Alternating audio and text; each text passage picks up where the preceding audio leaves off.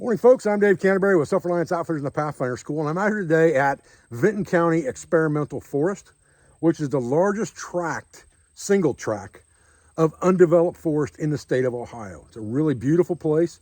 It's only got a couple roads in and out, but it's a great place to do things like test antennas, test MCOM, go squirrel hunting, go mushroom hunting, things where you just want to park your truck and head off into the forest. This is a great place to do it. It also has some beautiful furnaces here that were imported here from overseas, block by block, back in the days of the old iron furnace. You can look it up, Vinton County State Experimental Forest or Vinton County State Forest on the internet. It'll give you all the information about that, but it's a beautiful, beautiful place. I'm gonna do an overnight camp out here at a area that they've got set aside for hunters to camp in here in the very near future. You guys can watch that video. Now, the reason for this video, it's a little bit of a different kind of video from what I've done in the past. This video is called Don't Let It Happen to You, all right? And I've seen some comments and people have noticed that I wear a boonie hat a lot of times now, and I also wear a wide brim straw hat. And people have also noticed that I had a buff on for a while over top of that even. And sometimes you could see a bandage on my ear, all right? Well, I'm gonna put some pictures on this footage here so you can see exactly what the deal was. But I had skin cancer, okay? A very common type of skin cancer, but nonetheless, I had skin cancer large enough and deep enough. They had to actually take a skin graft from my chest here that's starting to heal up now. It's got some stitches, internal stitches still in it. They took the stitches out today to plaster onto the back of my ear so I'd still have an ear when it was all said and done, okay? So here's the lesson learned in that. Number one, the sun is your enemy if you're gonna be outdoors a lot. And, you know, I spend the majority of my time outdoors, right? I'm an outdoor survival and wilderness skills instructor, and I actually do spend the majority of my time outdoors doing something in or near the woods, just like I am today, okay? With that is exposure to sun. I've had that skin cancer on my ear, started out very, very small for probably 5 years. And it was just a spot on the top of my ear that wouldn't heal up very well, almost like I'd scratched myself with something on a branch or something. That's pretty much what I thought it was. And it wouldn't heal up, and it wouldn't heal up, it wouldn't heal up. It would heal up a little bit, then it would scab up again, then it would break open and bleed a little bit. And my wife kept after me, kept after me, kept after me. You go get that checked out, and you get that checked out. Yeah. I'm bulletproof. I don't need to worry about that stuff.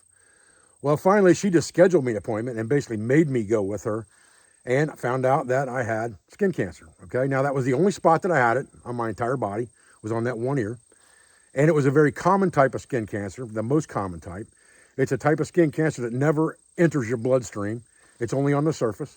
They were able to remove all of it. It took 2 surgeries to get it all on the same day. They had to go in once, take it out, check to make sure they got it all with lab tests. They didn't get it all. They had to come back in, take even more out.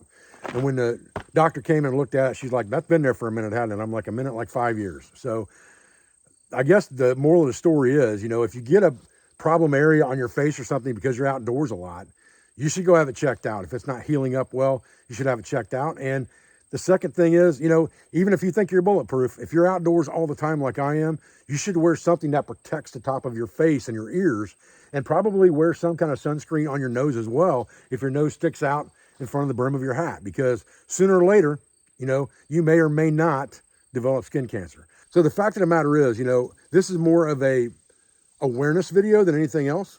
And I think it's a pertinent video to the outdoor community because people who spend time outdoors are susceptible to things like skin cancer. So I think it's a good thing for me to say, hey, look, you know, I know you watch my videos all the time and you might think this or that, the other thing about me, but hey, even I developed skin cancer, okay? And like I said, there are some pictures on this video that might be a little bit gross for you to look at, but I'll put the before and the after pictures on there because it's not healed up yet. I'm still not supposed to get it wet other than to take a shower. I'm supposed to keep it covered most of the time with something, or at least with Vaseline for the next 2 or 3 weeks till the skin graft is solid. It's got internal stitches that will dissolve over time on the skin graft. And I've got internal stitches on my chest as well. They put internal and external stitches on it. Took the external stitches out today. There was external stitches on my ear they took out today. The internal stitches are still there. So this is just a warning to everyone to don't let it happen to you. But listen, guys, everything's fine. I'm okay. It's no big deal. It's done and over with now.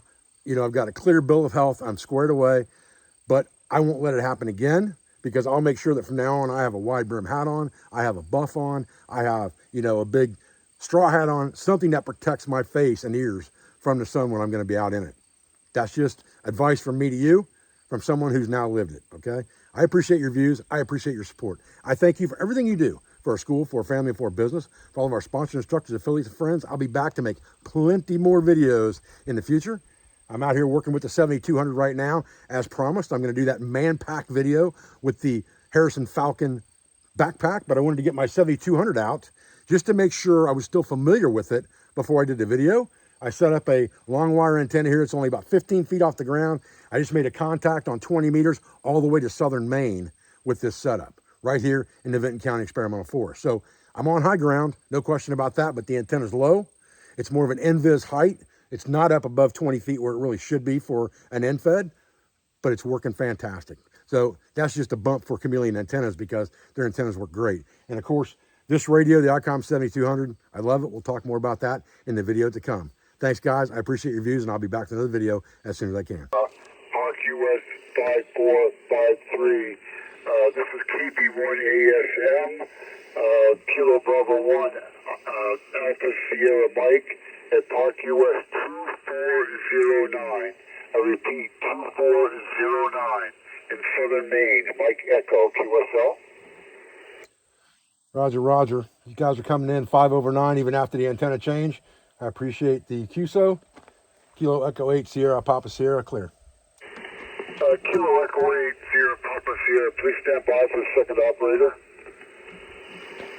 Good morning, good afternoon, Kilo Echo 8 Sierra Papa Sierra. Here is Alpha Alpha 1 Bravo Sierra AA 1BS. And you are 5 and 9 into Park US 2409 QSL. Roger, roger. I appreciate that. Thank you very much. Running an ICOM 7200 with the Chameleon long wire NFED in park number 5453. 73s, buddy. I appreciate it.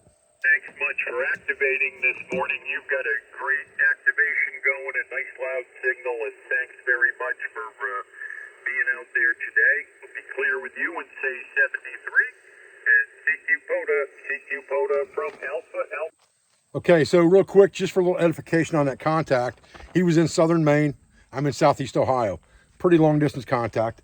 I'm on 20 meters with the IC 7200. I am running 100 watts, but I'm running a Chameleon NFED long wire, and it's probably only 15 feet in the air.